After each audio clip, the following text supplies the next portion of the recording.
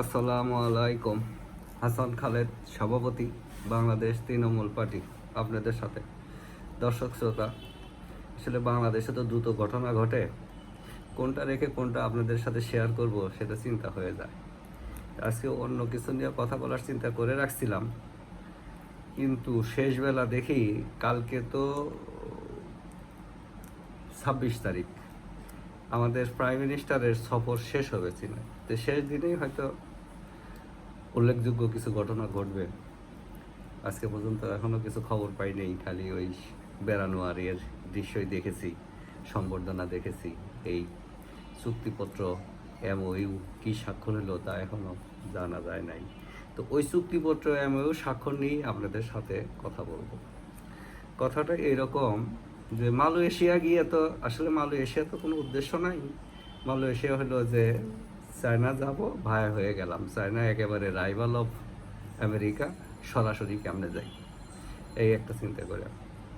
তো মালয়েশিয়া জাদু টোনা বান করে একটা কিছু হয়ে পার পাইছে, উত্তরায় গেছে। কিন্তু এখন চায়নাতে কি জাদু করা যাবে, ওইখানে কি কোনো কালো জাদু টিকবে কিনা, চায়নাদেরকে কনভিন্স করা তো খুব মুশকিল। কিন্তু চায়না তো যেতেই হবে, বাজেট তো দিয়েছি মনের হরসে, বিশাল একটা বড় বাজেট। তো আমি তো সবসময় অ্যাপ্রিসিয়েট করি যদি রেভিনিউ আর্ন করা যায়। তো এটা তো বলেছি যে রাজনৈতিক যে পরিস্থিতি, তাতে যে ডোমেস্টিক যে আর্নিং সোর্সটা, এটাই ফেল করবে। তারপরে যেটা আপনার ডেট আছে, এক্সটার্নাল সোর্স আছে, এক্সটার্নাল সোর্স তো বিনিয়োগ আসবে না, কেউ ফাইন্যান্স করবে না, কেউ ফাইন্যান্স। বাংলাদেশে যে এখন যে অবস্থা, আইন শৃঙ্খলার যে অবস্থা, তাতে কেউ আসবে না।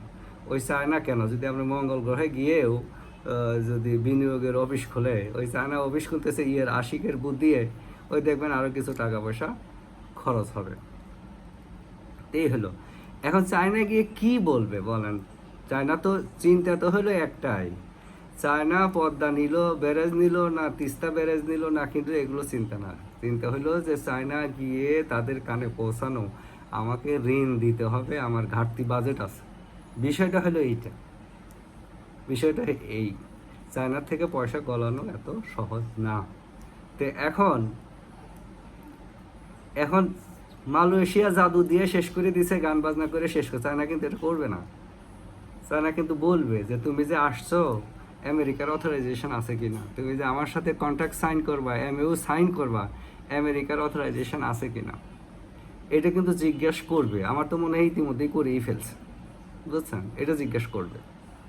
কারণ চায়না জানে কিছুদিন আগে বাংলাদেশ রাশিয়ার থেকে তেল কেনার জন্য আমেরিকার কাছে সবিনয় অনুরোধ জানাইছিল, অনুমতির জন্য। অনুমতি চাহিয়া নিবেদন করছিল, প্রার্থনা করছিল। তো এটি কিন্তু চায়না জানে। আর চায়না ইহাও জানে যে এই যে যে গোপন চুক্তি, বাণিজ্য চুক্তি, এখন আর গোপন নেই, এখন উক্ত হয়ে গেছে। এই বাণিজ্য চুক্তিতে আমেরিকার প্রতিদ্বন্দ্বী কোনো দেশ থেকে কোনো পণ্য ক্রয় করা যাবে না। প্রতিরক্ষা চুক্তি, ওইখানে প্রতিরক্ষারই আবার দিছে, হয় আমেরিকার থেকে কিনতে হবে, নতুবা আমেরিকার নমিনেটেড কোনো দেশ থেকে কিনতে হবে। এগুলো তো উল্লেখ আছে। প্রতিরক্ষা একটা আলাদা একটা চুক্তি কিন্তু হওয়ার কথা, ওটা এখনো আগায় নাই, বুঝছেন? তো এইখানে চায়না তো এগুলো বুঝে, চায়না তো এগুলো বুঝে যে এই সরকারের কতটুকু সভরেন্টি আছে, সরকারের সাইন করার অথরিটি কতটুকু আছে, সরকার সাইন করলে সেটা ভ্যালিড হবে কিনা। তো এখন এই যে চুক্তি স্বাক্ষর করছে, বাণিজ্য চুক্তি, তো ওই বাণিজ্য চুক্তির মধ্যে তো চায়না গিয়ে চুক্তি করার ক্ষমতা হারাই ফেলছে, আর ক্ষমতা কিন্তু নাই। আমেরিকা এক হুঙ্কার দিলেই শেষ হয়ে যাবে। তো কাজেই চায়নার থেকে খুব ভালো কিছু আশা করা যায় না, যতদিন পর্যন্ত না দেশের সাবরেন্টি ফেরত আনা সম্ভব হবে। এখন সাবরেন্টিটা আছে আমেরিকার পকেটে, সাবরেন্টি এখন কিন্তু আমেরিকার পকেটে। কাজে চায়নায় বেড়ানোই শ্বাস, চায়না থেকে কিছু পাওয়া যাবে না। পাইলে ভালো, পাইলে তো ভালো, তাহলে ভাববো চায়না বোকা।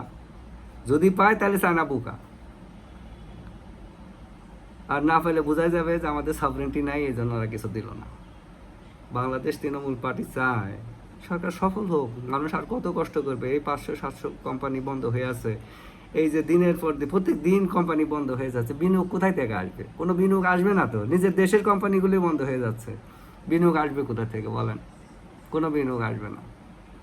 তাই আগে রাজনীতি পরিস্থিতি ঠিক করেন, বিচার ব্যবস্থা ঠিক করেন, তারপরে আইনি শাসনের ব্যবস্থা করেন, আইন যাতে সঠিকভাবে আইনের গতিতে চলে এগুলো ঠিক করেন।